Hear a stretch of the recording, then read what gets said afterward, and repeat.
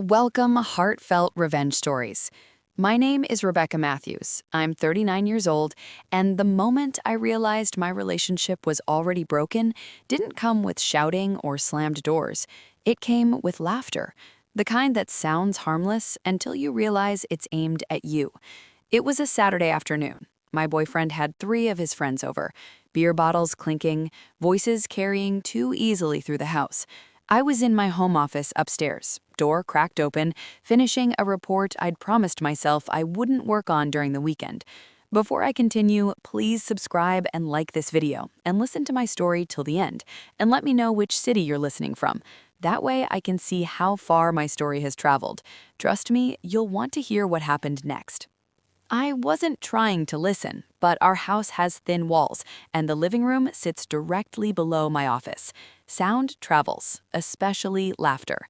One of his friends was complaining about his girlfriend refusing to attend another family gathering.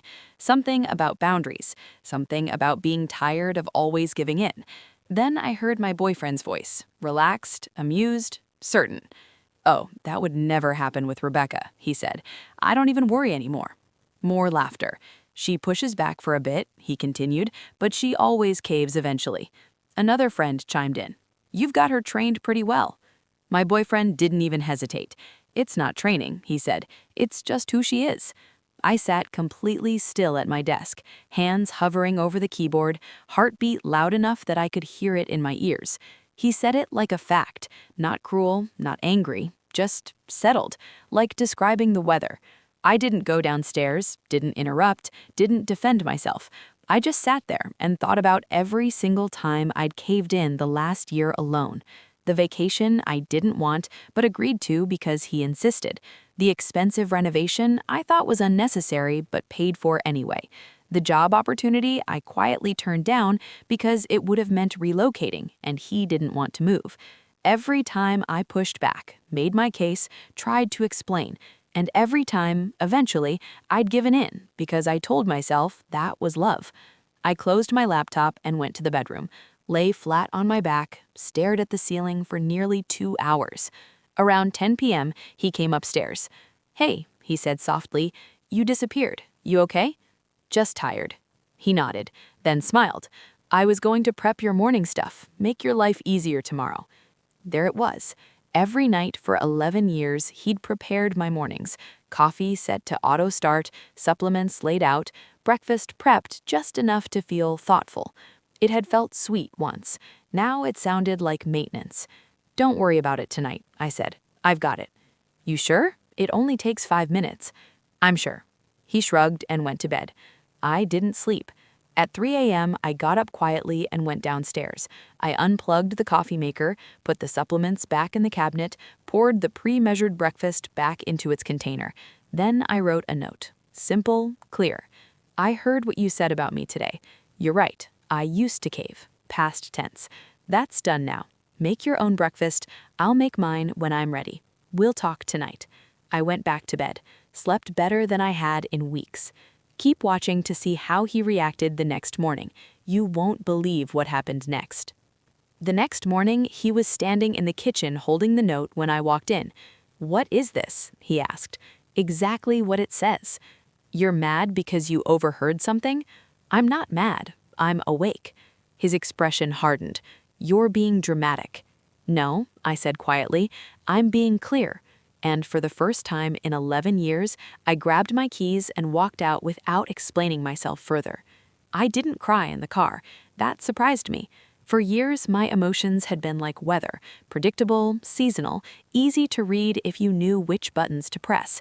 If he was disappointed, I felt guilty. If he was annoyed, I felt responsible. If he was silent, I felt obligated to fix it. But that morning, driving to work with my hands steady on the wheel, I felt something new. Not sadness, not rage, something colder.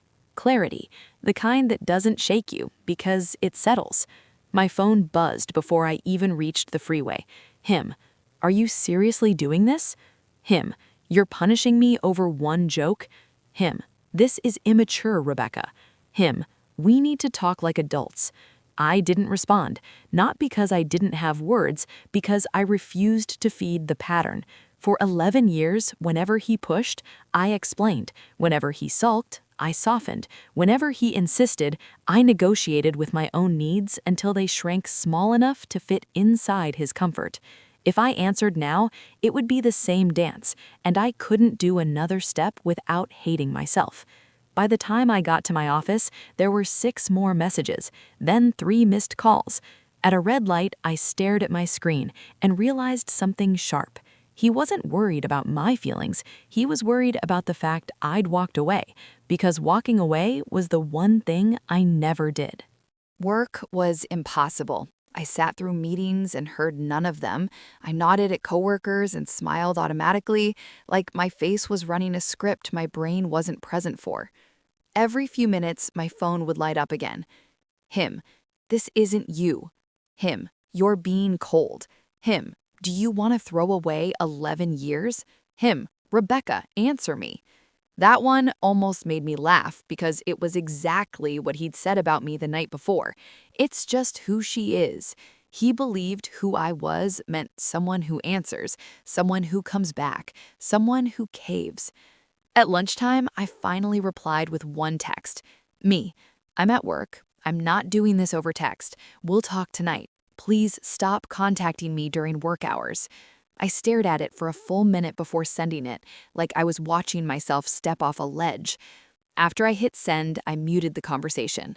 The silence that followed was unsettling, not because I missed him, because I realized how much my nervous system had been trained to expect his voice.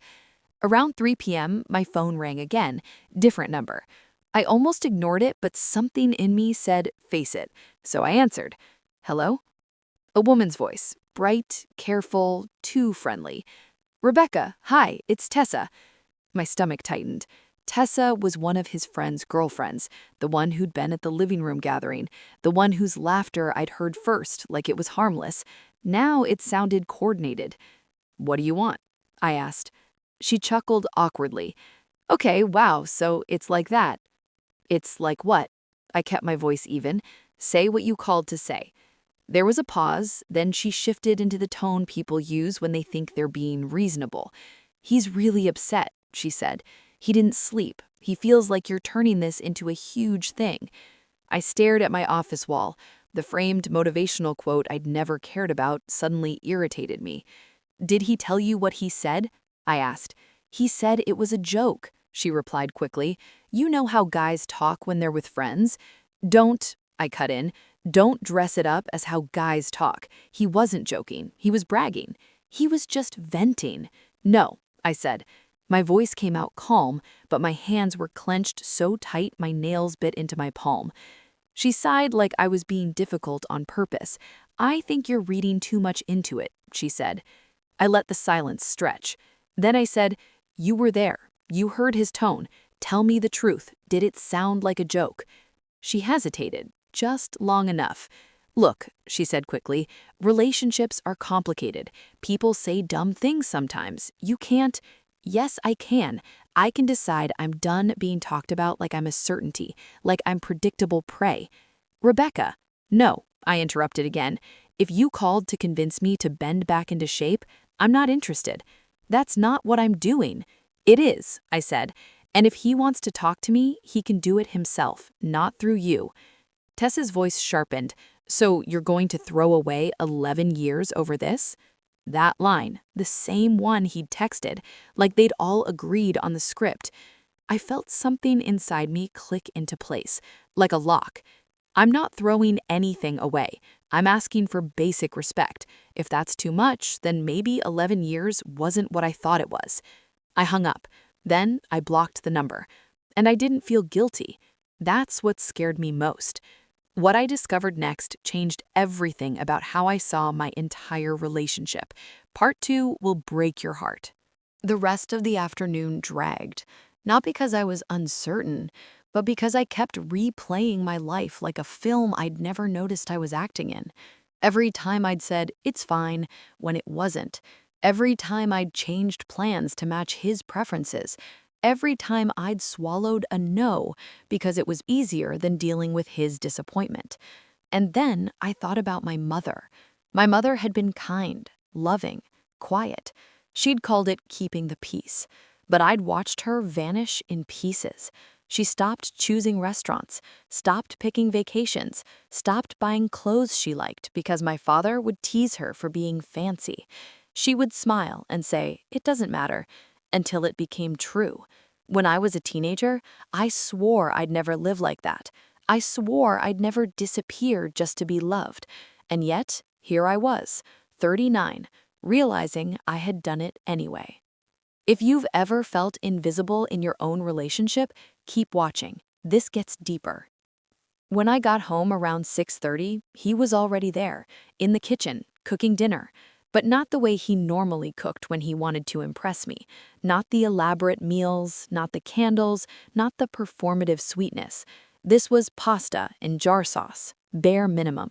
He looked up like he'd been waiting at the edge of a cliff. "Dinner's almost ready," he said. "Thanks," I replied. He watched me like he was studying a stranger. "We need to talk," he said, voice tight. "We do." We sat down with our plates, ate in silence for a few minutes, then he put his fork down hard enough that it clinked against the plate. "I'm sorry," he said. I didn't react. He blinked, like my lack of immediate forgiveness threw him off. "For what specifically?" I asked. His jaw flexed. "For what I said," he said, "for making it sound like I don't respect you." I held his gaze. "Do you respect me?" "Of course I do." "Then why did you say I always cave?" I asked. "Why did you tell them you don't worry because I'm predictable?" His eyes flicked away for half a second. Then he said something that made my stomach go cold. "Because it's true," he admitted, "but I didn't mean it in a bad way." I almost laughed, not because it was funny, because it was breathtakingly honest. He didn't deny it, he just didn't understand why it mattered. "How did you mean it?" I asked quietly. He exhaled, frustrated, like he was explaining something obvious. "He meant, you're reasonable," he said. "You listen. We always work things out." "We don't work things out. I give in." "That's not how I see it," he snapped. "How do you see it?" I asked. He leaned back in his chair, palms open like he was trying to show me how fair he was. He said, "I see you as flexible, willing to compromise." "Name a compromise," I said. "Name one time in the last year where you gave up something you wanted because I didn't want it." He opened his mouth, closed it. His eyes shifted, searching, like he was scanning a database that didn't contain the file. Finally, he said, "The vacation." I didn't move. "You didn't want the beach," he said. "You wanted the mountains. We went to the beach, but I let you pick the resort." I stared at him. "You let me pick the resort at the location you chose," I said. "That's not compromise, that's a consolation prize." His face flushed. "The renovation," he tried. "You didn't think we needed it. I agreed to cut the budget by 20%. You cut the budget after I agreed to do it at all. I didn't want to do it at any price. You wore me down." "Is that what you think? That I wear you down?" "That's not what I think," I said, voice steady. "That's what happens." He pushed his plate away, appetite gone. "So what do you want from me?" he demanded. I set my fork down carefully, like placing something sharp on a table. "I want you to actually compromise," I said. "Actually give up things you want sometimes because I don't want them. Actually treat my preferences like they're equal to yours instead of obstacles you just wait out." "I do treat them equally." "No," I said, "you don't. And the fact you said you don't worry because I always cave proves you know it."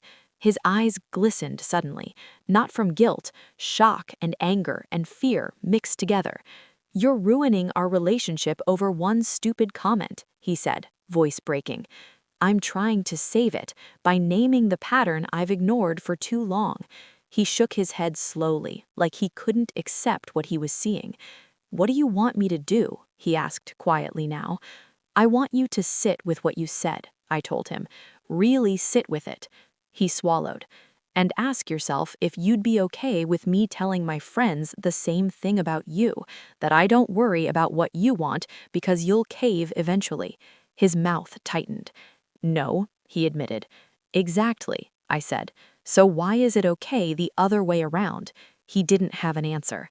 The silence between us wasn't peaceful. It was the sound of something shifting, something structural.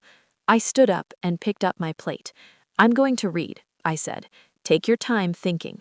He stared at me like he expected me to soften, to come back, to fix the discomfort I'd created. But I didn't. I left him sitting there, eyes wet, shoulders tense, surrounded by the remains of dinner like evidence. And for the first time, I understood something that made my chest ache. When you stop bending, people don't always feel remorse. Sometimes they just feel robbed. The next few days tested everything I thought I knew about love. Part 3 will show you what real change looks like, or doesn't. The silence didn't resolve anything. It calcified. For the next few days, we moved through the house like strangers who knew each other's schedules too well. We slept in the same bed, backs turned, a careful inch of space between us that felt louder than shouting ever had. I made my own breakfast. He made his. No commentary, no sarcasm, just the quiet choreography of two people pretending nothing fundamental had cracked. By Thursday evening, the tension had grown teeth. He followed me into the living room as I set my bag down. "So," he said, "how long is this going to last?" I didn't look up. "How long is what going to last?" "This," he gestured vaguely between us. "This, you being distant." "I'm not distant," I said. "I'm resolved." He scoffed. "Resolved to what?" "To not being taken for granted, to not being the person you assume will always adjust." "You're acting like I abused you," he snapped. "This is ridiculous." I turned to face him then. "Okay," I said calmly. "Let's test it." He frowned. "Test what?" "I want to take a trip next month," I said. "Alone. 4 days. Hiking." His eyebrows shot up. "What? A solo trip?" "Just me," I repeated. "That's extreme," he said immediately. "Why would you need to go alone?" "Because I need time to think, time that doesn't revolve around accommodating someone else." "We could go together," he offered quickly. "Make it a couples thing." "I don't want to," I said. He stared at me like I'd just spoken in another language. "Rebecca," he said slowly, "partners don't just take solo trips without discussing it. We're discussing it now. I'm telling you what I want. Will you support it?" He hesitated, just for a moment, but it was enough. "I need time to think about it," he said. I nodded. "That's what I thought." "What does that mean?" he asked, defensive. "It means if you'd asked me for a solo trip, I would have said yes immediately. I would have asked where you wanted to go, helped you plan, made sure you had everything you needed." "That's different," he argued. "You're twisting this." "How is it different?" I asked. He opened his mouth, then closed it again. "I don't know," he admitted. "It just is." "No," I said quietly. "It feels different because you're not used to my wants being prioritized. When they are, it feels wrong to you." His jaw tightened. "So now you're just going to do whatever you want without considering me?" "No," I said. "I'm going to do what I want after considering both of us equally." "That's what I've always done," he insisted. I shook my head. "No, you've done what you want, knowing I'd eventually adjust. Now I'm doing what you've been doing, and suddenly it's a problem." He went silent. Then, softly, he said, "I don't like this version of you." I felt that land, not as an insult, as a confession. "I know. This version doesn't accommodate you automatically. This version has preferences that matter." "That's not it," he cried quickly. "You're cold, you're distant, you're not like yourself." I looked at him for a long moment. "I'm being exactly like myself. You're just not used to it, because for years I was playing a role." "What role?" he asked. "The accommodating girlfriend, the one who caves, the one you told your friends about." His face drained of color. "That wasn't," he started. "That was a performance. This is reality." He had nothing to say to that. "Wait until you hear what he did the next morning. I couldn't believe it." The house felt smaller that night, not because of the walls, because something foundational had shifted, and neither of us knew how to stand on it yet. I went to bed without saying goodnight, and for the first time, I didn't feel the urge to fix it. I woke up Friday morning to the smell of coffee. For half a second, my body reacted before my mind did, muscle memory reaching for something familiar, comforting, automatic. Then I saw it. The coffee maker was on. My supplements were laid out neatly beside a glass of water. Breakfast was prepped exactly the way it used to be, the old ritual. He was standing by the counter, watching me carefully, like someone testing whether a switch still worked. "I thought we could start fresh today," he said. "I was just trying to be nice." I didn't raise my voice, didn't sigh, didn't explain. I walked past the counter, opened the fridge, and took out eggs. He frowned. "What are you doing?" "Making breakfast," I said. "You already have one," he replied, gesturing toward the setup. I cracked the eggs into a pan. I didn't ask for it. The silence snapped tight between us. "You're really going to do this?" he said. "After everything, you're still punishing me?" I turned off the stove and faced him. "This isn't punishment," I said. "This is refusal." "Refusal of what?" "Of the pattern," I replied. "You didn't make breakfast because you wanted to. You made it because you thought it would reset things." "That's not fair." "It is," I said, "and you know it." His voice sharpened. "I've been doing this for 11 years. "I know, and it was sweet for maybe 9 of them." He stiffened. "The last 2, I continued, it stopped feeling like care. It started feeling like maintenance, like keeping something running the way you need it to." "That's insane," he snapped. "Is it? Or is it just uncomfortable to hear?" He grabbed his keys from the counter. "I can't do this right now," he said. "I'm going to work. We're doing this whether you're ready or not. This is our relationship." He stopped at the door. "So what?" he said bitterly. "You're going to hold this line forever until I give in?" I met his eyes. "Yes." "That's not how partnerships work." "No, that's how control works, and I don't want that anymore." He stared at me, waiting for softness, for retreat, for the familiar bend. It didn't come. "Then maybe this can't be fixed," he said finally. "Then say that. Say our relationship can't survive because I won't disappear anymore." He couldn't. He left without another word.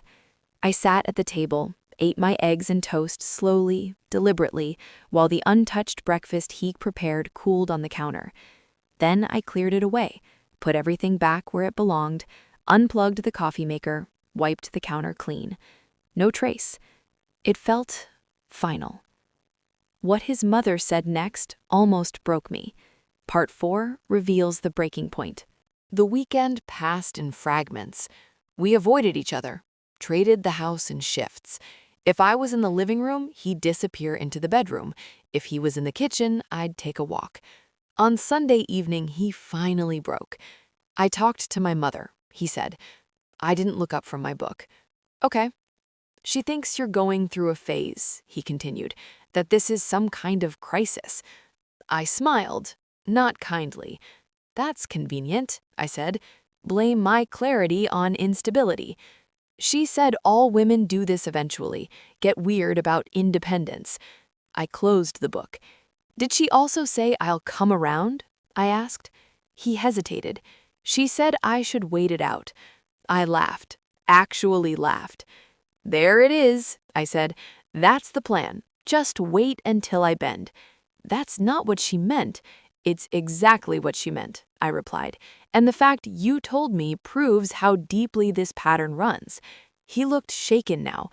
"How many people see me that way?" I asked quietly. "How many people think I'm just predictable?" "You're twisting this," he said weakly. "No, I'm finally seeing it clearly." He sat down across from me. "So what happens now?" I didn't answer immediately. Now felt heavy. Earned. "Now you decide. Do you want a relationship where we're actually equals, where you can't just wait me out?" And if I can't? He asked. Then we probably don't make it, I said calmly. He stared at the floor. I just want things to go back to how they were, he said. I shook my head. That version of me is gone, I said. You don't miss me. You miss how easy I was. That was the moment his fear finally showed. And fear, I realized, was the only thing strong enough to replace entitlement. The next 6 weeks changed everything. You need to hear this. 6 weeks passed. The breakfast routine never came back. We moved through the kitchen together most mornings, but separately. 2 mugs, 2 cutting boards. Sometimes we talked about practical things, work deadlines, groceries, the weather. Sometimes we didn't talk at all. It wasn't hostile, it was careful, like we were both afraid of touching something that might still be hot. The solo trip happened. 4 days in the mountains, no cell service, long hikes that burned my legs, and quiet nights that forced my thoughts to get loud before they finally settled. I didn't miss him the way I thought I would. What I missed was the version of myself I used to be before everything became a negotiation inside my own head. When I came home, he asked how it was. I said, it was good. He nodded. We left it there. Something shifted after that.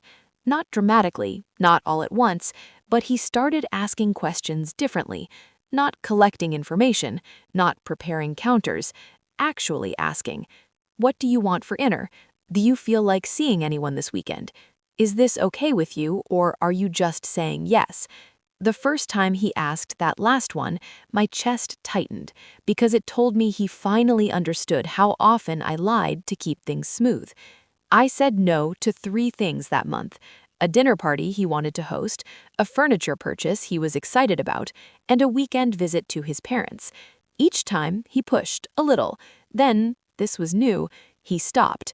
No sulking, no waiting me out. Actual acceptance. We had a conversation one night that felt different from the rest. Not defensive, not strategic. Honest. I got lazy, he admitted. You were flexible, you always adjusted, and I stopped thinking about what that cost you. I nodded. I let you, I said.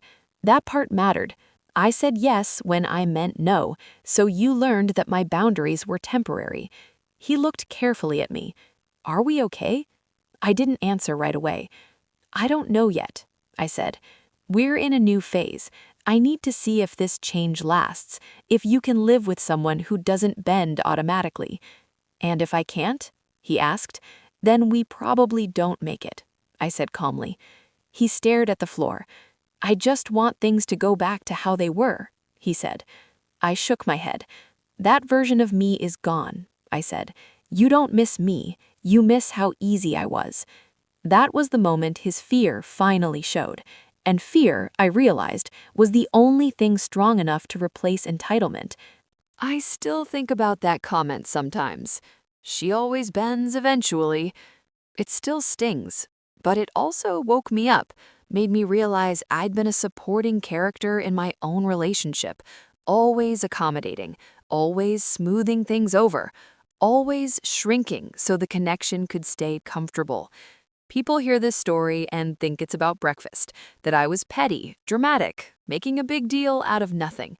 But it was never about breakfast. It was about being seen, about being recognized as someone whose preferences carry weight, someone whose no is real, someone who isn't predictable, manageable, or quietly trained to disappear. The final chapter will either restore your faith or break your heart. Part 5 brings it all home. I don't know if we'll make it. Some days I think we will. Some days I think the damage runs too deep. He says he's changing, and maybe he is. But I'm watching for patterns now. Watching for the moment someone waits for me to soften instead of listening when I speak. That version of me, the one who always bent, is gone. I'm not mourning her. Yesterday morning, he made coffee for both of us. Not because it was a routine, because he wanted to. He asked if I wanted any first. Actually asked. I said yes. We drank it together at the table. Quiet. Present. Not fixing anything. Not performing anything. Just there. It's a small thing, but it's different. He's learning that partnership means asking, not assuming, that my yes matters because my no is finally an option. We have a long way to go. Trust doesn't rebuild overnight. Patterns don't disappear just because they're named. But if this relationship survives, it will be because I stayed as myself, not as the manageable version I performed for so long. And if it doesn't, I know this. I'd rather be alone and respected than partnered and managed. That's not bitterness, that's clarity. Tell me in the comments, have you ever felt like you were bending just to keep the peace? Have you ever realized too late that you'd been disappearing? And if you've dealt with something similar, share your story. You're not alone. You really aren't. Subscribe for more stories about standing your ground and reclaiming your life, because you deserve to take up space. You deserve to be heard. You deserve a relationship where your preferences aren't just obstacles to be waited out. This journey taught me something I'll never forget. When someone truly loves you, they don't just tolerate your boundaries, they celebrate them. They don't wait for you to bend, they meet you where you are. And if they can't do that, if they need you small and predictable to feel comfortable, then they don't love you. They love the idea of you, the manageable version, the one who never rocks the boat. But that version was never real. It was a performance, and I'm done performing. Some of you watching this right now are in the middle of your own awakening.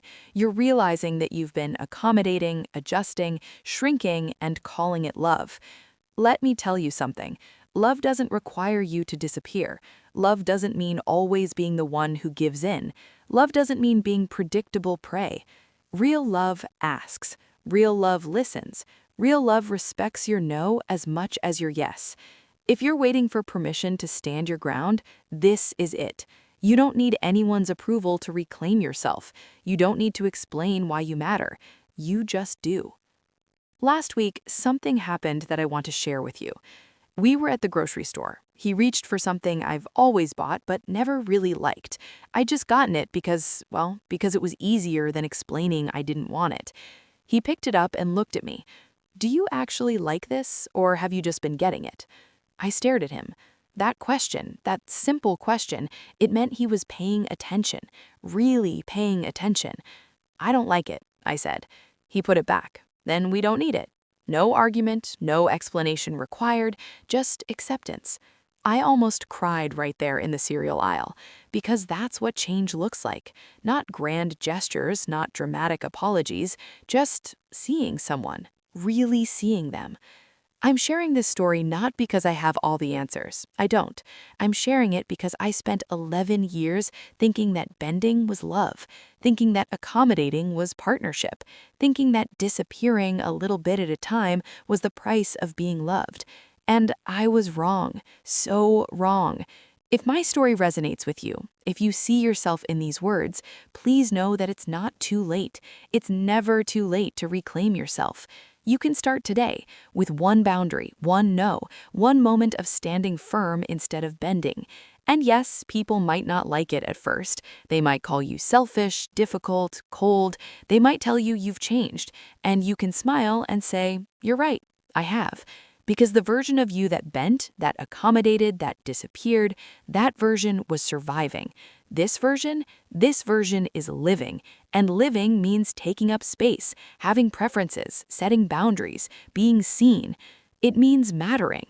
Not because someone allows you to matter, but because you decided you do. I still don't know how this story ends. Maybe we make it, maybe we don't. But I know this much. I'm not going back. I'm not becoming small again. I'm not bending just to keep someone comfortable. And neither should you. So here's what I want you to do. Right now, comment below and tell me which city you're listening from.